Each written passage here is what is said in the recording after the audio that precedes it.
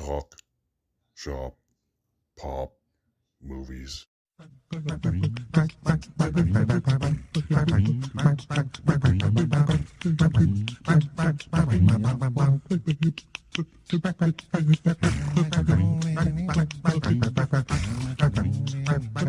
Ahoy there, this is Derek, the Convicted Cinephile, and if you're a convicted cinephile yourself, please like, share, and subscribe to the channel down below. On my channel, I like to talk, shop, and pop open, that is, movies and physical media. And I am going to be doing my Bafta Award nomination predictions right now. I filled out the thing previously, like yesterday, honestly. I might change stuff around. I just looked through it all. I don't know if I will, but a hunch might strike me mid-video recording. So we'll see. The BAFTAs are voted on in a weird way, or at least a very different way than the Oscars. It does still go by branch for the most part, but they have 6 nominations in most categories except for Best Film, which has 5, and their Best British Film, which has 10. It's very strange. Yeah, I don't think that category is on Gold Derby, so I won't be doing that one. I'll just be doing the categories that are on Gold Derby because it's just easier that way, and it's a better visual aid for all of you. But yeah, so the acting and directing awards are decided by juries. So they narrow it down to the long lists, which I did a video revealing what the long lists were recently, where they basically narrow every category down to like 10 or 15 movies that you can vote from. So you can't just vote willy-nilly any actor in any movie you want. You have to pick from these 10 long listed actors who are essentially the pre-nominated actors, and then they nominate 6 of those actors from that list is how that works.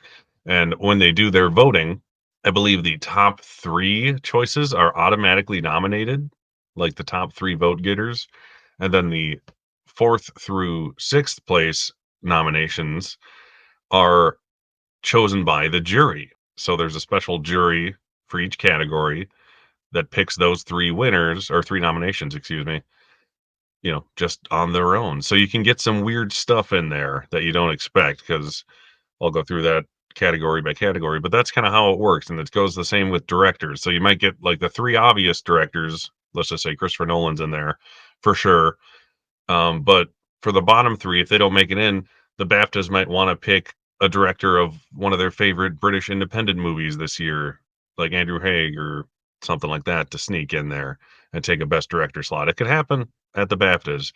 They started doing this a few years ago in 2020, I think. And if you look at the nominations that year, they were very different than the Oscars. It was essentially like a second British Independent Film Award nomination slate, give or take a name or two in each category. So yeah, it was goofy. If you look back at that year, but I'm going to look at this year because that's what we're doing. So without further ado, I'm going to pop this up here. So here is my Gold Derby. I'm pretty lame on most of these. I'm honestly kind of just following the herd, doing the top 5 or 6 or whatever number actors on Gold Derby. But there's a couple I'm kind of going out for that I just have a feeling about, or they could get in, and I'll win some extra points if they do, kind of a thing. So for Best Picture, we'll just start with the big one. I have, and so does Gold Derby, Oppenheimer, Killers of the Flower Moon, Poor Things, Anatomy of a Fall, and Barbie. All 5 of these are absolutely going to get in for Best Picture at the Oscars. The other options, since I have them, are Zone of Interest, Maestro, Past Lives, All of Us Strangers, and The Holdovers. The Holdover seems like it should get in, but it's a very American movie, like just all around. So I could see them not giving that Best Picture, even though I think it would get in for Best Picture if there was only 5 slots at the Oscars. I think it would sneak in there. All of Us Strangers, I could see getting in, but it's all but guaranteed to win like the Best British Film Award and get a handful of other nominations. Past Lives, honestly, I'm not surprised, but it's lucky to be in this nomination slot. Maestro is kind of losing steam.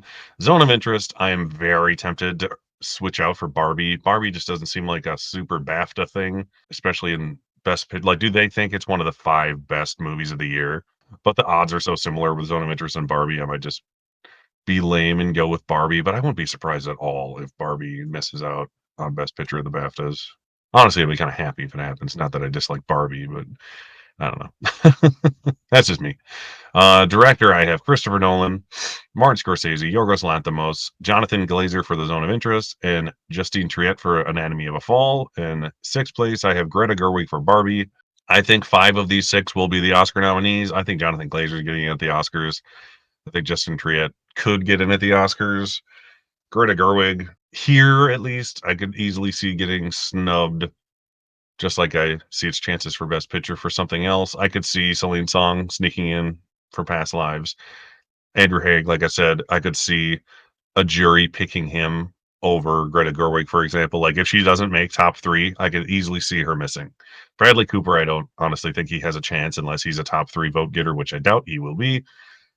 Molly Manning Walker for How to Have Sex is another one I could see sneaking in from a jury save. Cord Jefferson, I don't think would get in, or Alexander Payne for The Holdovers. Emerald Fennell, maybe for Saltburn, just given the fact that she's British.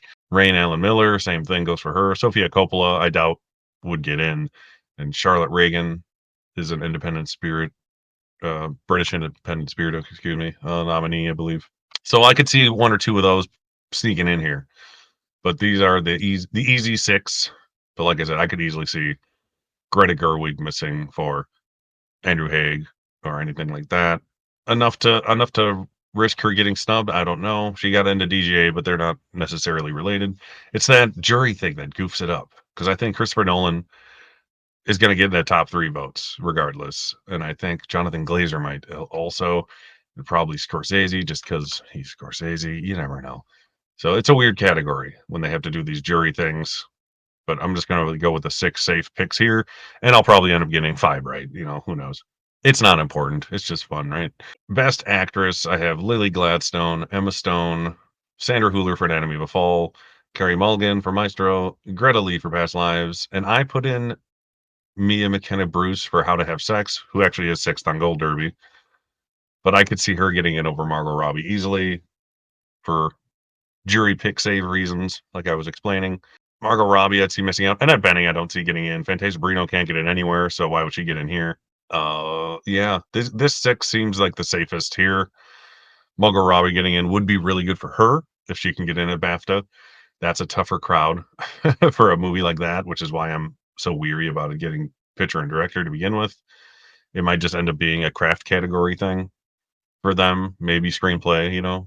But once again, I think I'll be lame and just go with the top 6 and get them most of them right. But I'm kind of hoping like the best actress slate at the Oscars is the top 5 here. Margot Robbie isn't going to win for playing Barbie. I'd rather Greta Lee get in for her first Oscar nomination than Margot Robbie's getting in just because she's Barbie. I would prefer that. I like seeing new faces getting nominated every year, even though neither of them have a snowball's chance in hell at winning. Best actor, yeah, this one's pretty easy, I think, too. That's less easy. I don't know what they're gonna do here. Cillian Murphy is gonna get in, and he probably will win here. I would be surprised. Bradley Cooper is probably gonna get in for sure, but it seems like he's not gonna be winning much of anything this year. Andrew Scott will absolutely get in for All of Us Strangers, regardless of if he gets in at the Oscars or not. I think he's an easy top 3 here. Paul Giamatti seems to have the respect and passion that he will at least get nominated. Maybe not win at BAFTA, but I think he will at least get nominated. And then DiCaprio and Jeffrey Wright are numbers 5 and 6. Both of those I could easily see missing. I could see Jeffrey Wright not being a jury save if he doesn't make the top 3. Same goes for DiCaprio. I could see Barry Keoghan getting in the top 3 just because he's so beloved over there, and he won last year for Banshees, which is awesome. I love Banshees, so that was cool. Coleman Domingo is on there, 100 to 1 odds. Tiao Yu for Past Lives is up there. So they're all good options, but it's just one of those things where it's like, do I just pick the top 6 and hope I get 5 right, which is kind of what I'm doing. But I could easily see Jeffrey Wright, since American Fiction isn't as strong here as it is in the US. But I think I'll go with the top 6 here. But I'm very tempted to put Barry Keoghan in for Best Actor because he is fantastic in Saltburn. He's a fun guy to watch in that movie. That's for true. Best Actress. God, I went for the top 6 on more of these than I thought. Divine Joy Randolph's been sweeping. I won't be surprised if she lost at BAFTA because The Holdovers doesn't seem like a BAFTA thing as much as an Oscar-y thing. But I think she'll still get in regardless, nomination-wise. Emily Blunt should get in because She's getting in everywhere, and also British. Rosamund Pike, I think, will get in for Saltburn. They love her there, and she's great in the movie. Danielle Brooks will probably be the Color Purple's only nomination, just like she has been for the most part. Claire Foy will probably get in for All of Us Strangers because that's a strong movie over there. So it could easily get 4 acting nominations, I believe. At least 3, possibly 4.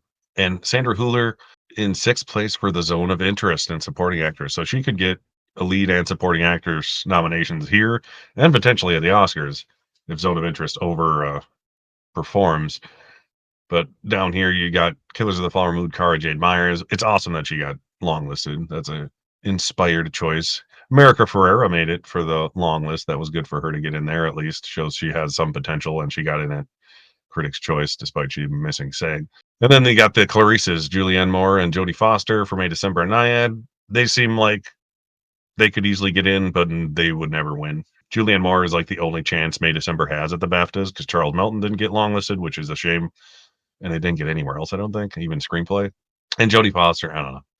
It doesn't seem like a BAFTA-y thing. If they don't get into the top 3, I don't think a jury would pick them. That's where I stand on those 2. So that's why I'm going with these 6 here. Once again, I'll probably get most of them right.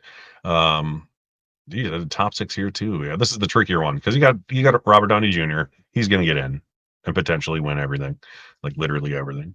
Mark Ruffalo, he's definitely going to get in here for Poor Things, even though he missed at SAG somehow. Willem Dafoe isn't even longlisted here, but he got in at SAG over Mark, which is weird. So they could easily both get in at the Oscars. I might predict them both for the Oscars just because I'll get at least one of them right. Use that method. Ryan Gosling for Barbie seems like a sure thing, but once again, I wouldn't be surprised if anything from Barbie missed above the line, to be honest. De Niro is sort of on the cusp here.